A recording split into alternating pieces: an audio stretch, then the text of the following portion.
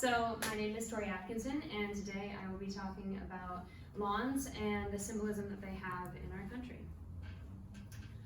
So first and foremost, I wanted to start off with a story, which relates to these pictures that I'm showing you right here. Because a couple years back, I was in the car with some girlfriends of mine. We were coming back to Alliance after eating dinner in Canton, and we got so excited because we saw a gated community that had the gate left open to sell Halloween pumpkins. It was around that time of year. And so we pull our car in and we drive around the neighborhood, and we're just enraptured by these houses, these homes that we're seeing, the mansions, the cars, and even down to the very lawns in front of these houses were impressive to us. It was like they were just mowed to pristine condition. They were perfectly mulched, perfectly edged. It was down to the extreme of some people having their own personal golf courses in their backyard. They went out and bought the necessary breed of grass and then cut it down to the height and still installed the flag and everything. They had everything. It was better than my high school golf course back home, and I should know because I played. So I was just entirely enraptured by these lawns, and I never thought anything weird about that. I was just like, oh wow, look at it, it's beautiful and everything. I never even stopped to question why should the condition of their lawns matter to me at all? But I think the truth is that it doesn't really matter to any of us so much as we think about it. We don't stop to question why we spend time caring for our lawns, why we care about it at all. To us, it's just kind of like the rumbling hum of our neighbor's lawnmower is the song of summer. And everyone has a job to keep their lawn under control. This is just what we're used to. It's something that we bought into, something that we've adopted as a country. But if the lawn enthusiast and author Egon 2019 is correct in saying that the 80 million lawn-owning Americans in our nation spent a collective 233,594 weeks, or 4,480 years, caring for their lawns in just 2014 alone, then maybe we should stop and question why. Why does any of that matter to us?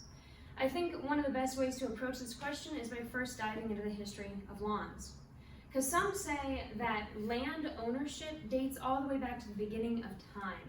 That at the creation of the world, God gave mankind a command and an authority to rule over the earth. But others say that it's more recent, somewhere around 200, 300, maybe 400 years ago, like Evans 2021, who says that medieval royals installed lawns because shorter grass gave them better visibility to see approaching enemies and more grazable pastures for all of their livestock. Now, this already caught my attention because we're supposing something here. Right away, we're saying that lawns are meant for the person who has enough power to have enemies and enough wealth to have animals that need large grazable pastures. But we're going to come back to that in a second. After that, we see Thomas Jefferson enter the scene, according to Pennington. He was so impressed by his travels across Europe and the lawns that he saw that he was called into bringing it into America. He just felt that Americans needed to have the same practice that Europeans had, and it incited Americans to begin competing with one another for shorter, greener grasses. And this really exploded with the introduction of the GI Bill onto the scene. After World War II, according to Evans 2021, GI Bill enters the scene, and suddenly all these veterans have an opportunity at home ownership. And with home ownership, there came land ownership. So now we've kind of edged away, maybe, from the idea of royals having lawns and peasants not, right? It seems like we leveled the playing field. Everything seems about right here. But at the exact same time that the GI Bill came onto the scene, so did advancements in lawn care technology. And this created a distinction between the classes because suddenly you had veterans who were awarded with homes and lawns, and they accepted it graciously. And they just made it their home, and they were just happy to be back. And then you had the veterans who were awarded their homes and their lawns, and they actually had the wealth to go back out and buy the necessary equipment to upgrade what they were given. And it created this distinction once again. So it's kind of difficult to narrow down the origin of the lawn. Where really is the birth date? Hard to say. But there's one thing that we do know from all of these pieces of history. It's that there's a common theme about land ownership. It's about gaining something from the earth.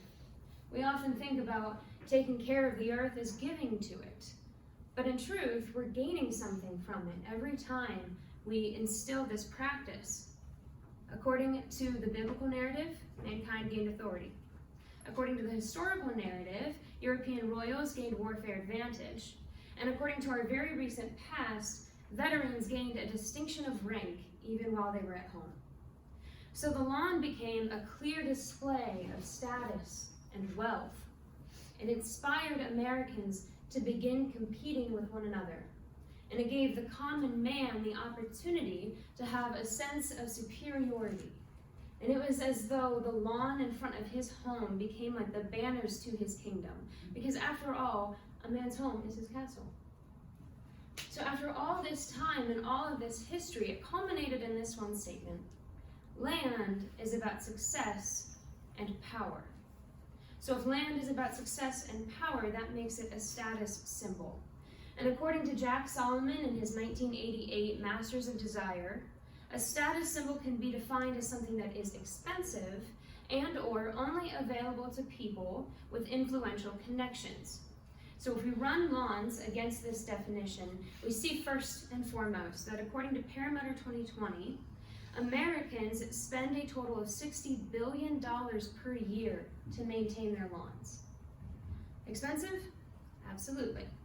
And also not available to everybody. In the 50s and 60s, African Americans and other minority groups don't have memories of these perfectly sculpted green lawns. They have what we now refer to as dirt yards, because real estate agents would sell the perfect homes with the perfect green lawns and the white picket fence only to white home buyers, because it was part of their racial ideal of a neighborhood and their segregation practices.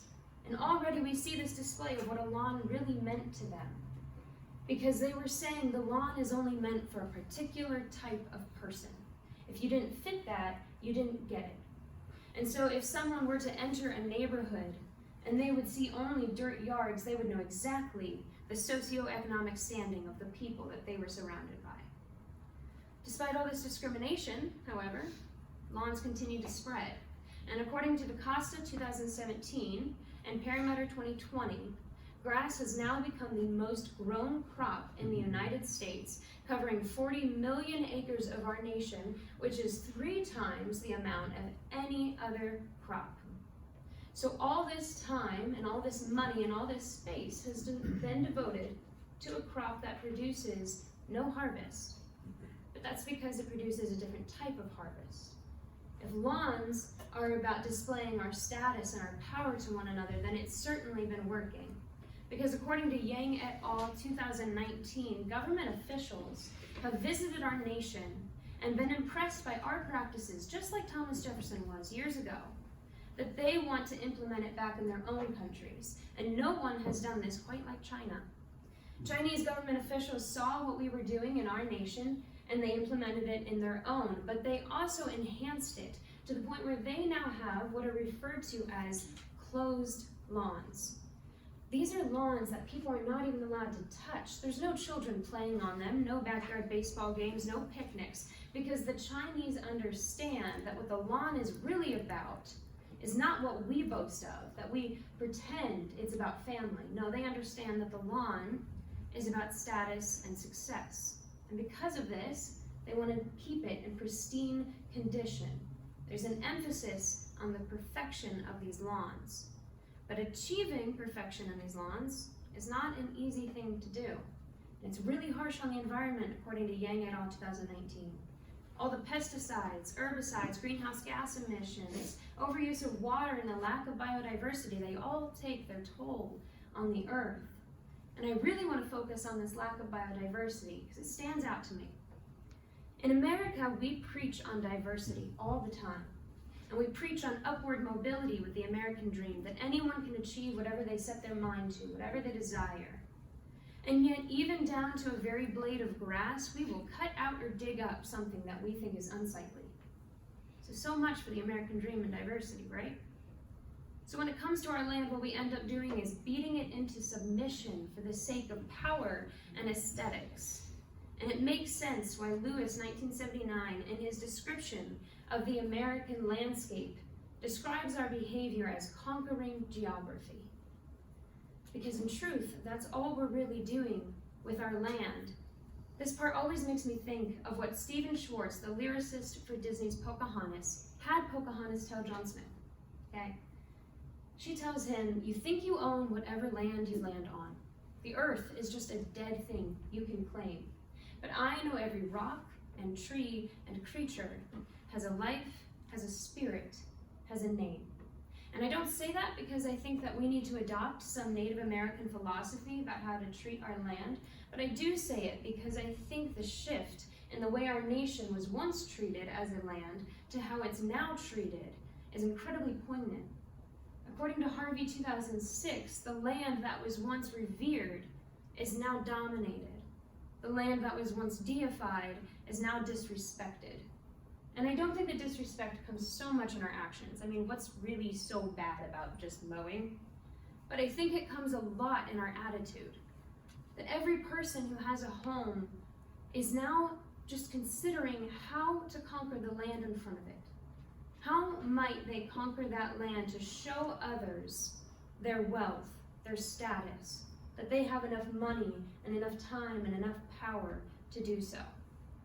So in conclusion, I don't think that lawns can be referred to as an insignificant thing. I think they've been present throughout much of the history of our nation, and because of that, they both ignite and pacify a primitive desire for us to display our power to one another. And they now stand as a symbol of status and rank and order in our nation. And the truth of the matter is, we just kind of keep going along with it, because it's easier for us to buy into this than to fight against it. We don't want our neighbors to say, oh, they don't take care about their house. And we don't want our neighbors to actually give us a written citation when we live in a community and we're not taking care of our lawn like they think we should. We don't want any of that. We don't want the backlash. And so we just keep going to the store, buying more pesticides, buying more fertilizers, starting up our engines of the lawnmower in the springtime again. We just keep going along with it because it's easier to continue the practice from generation to generation than to stop it. And the truth of the matter is, even once in a while, whenever we're on our drive back, we might stop and take a look at the houses around us and note every square yard of grass, because it's a mark of our social distinction, and it dares us to dream that we could ever achieve better. Thank you. These are my references.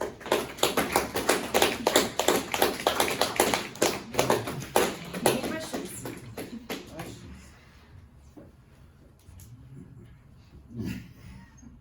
Would you rather live in a home that has a very nice lawn, or that just has a lawn that's there that's cut? That's a really good question. It depends on where I would live. So like if I had my dream of like just living in a cabin out somewhere, I wouldn't care. But if you put me in a neighborhood, yeah, I'm gonna care. I'm gonna want it to look nice. I also like grew up in a family that this mattered a lot. I don't know why, but it really did. Yeah, I would say, like, for me personally, if I had a house, I want my lawn to look good. I don't know. That all is new information to me. I think that awoken me a little bit, but it's like a prideful thing for a lot of men out there to have a good looking lawn, and I think that comes from a lot of our fathers too. You also think it has something to do with like the deal of like trying to fit in with like the community, like having a nice yard. Absolutely. Especially if you go to, is that why like, you know, Yeah. you drive through a nice neighborhood, it's mostly you're gonna have like really nice lawns. This is just probably just they want to fit in, or Yeah, I think absolutely. Like I said, I don't think anyone wants to stand out as that person that like everyone looks down on. They're like, oh, they're not taking care of their lawn. It makes them look like they're worth less as a person if they're not taking care of their home in the same manner as everybody else. I feel like it's different for like the community you live in, because like the gated communities, obviously you know someone's like hiring them to do their lawn, versus like in my neighborhood, like my mom loves gardening, and you'll see like all the like moms just outside like working in the yard on summer days, so like they take pride in that because they do the work themselves. Yeah. But I think it's different for people who just pay someone to do it. What is interesting going along with that, like whether or not you do it or if you hire someone, you're still like elevating your status in some way. It's just a matter of, do you have enough time or do you have enough money? I live on like a cul-de-sac, and Yeah. like there's like rules that you have to like follow to live there.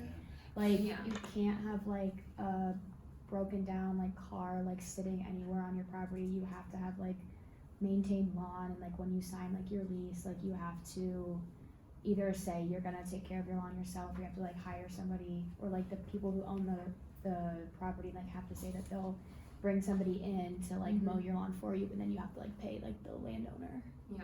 I just think it's interesting that like you have to follow those things to live in a certain certain part Yeah. of the city. At what point do you think it's like people actually taking pride in it and it's something they like think looks nice, or like are they just conforming to like, the generally accepted idea of they say this looks nice, I Yeah. have to cut my grass. I feel like conforming looks like when you do it mindlessly. And you also, it's just kind of like, oh, you know, springtime, I gotta start the lawnmower and have to make it look nice. And you just kind of like go on through the motions, because like I said, like in the beginning, like you don't really think about it. But I feel like taking pride in it is honestly what some of my own family members do, where it's like they deliberate how they're going to manage their yard, and like what they're gonna do, and at what time they're gonna do it, and how often per week. Like they make it part of their lifestyle. Do they use the chemicals and all that bit? My grandfather does, my brother's not. Okay. Yeah. My brother has been influenced too much by like my sisters-in-law, who are all like, you can't kill the bees. Like they're so no, I know. So it's a very big deal. Yeah. It's Yeah, a interesting. great debate in the Atkinson household about what to do. Well, it's interesting how that happens and how we internalize this stuff. So yeah, we can get really fired up about our lawn, but we're still, it's in keeping with the general idea of what it should be.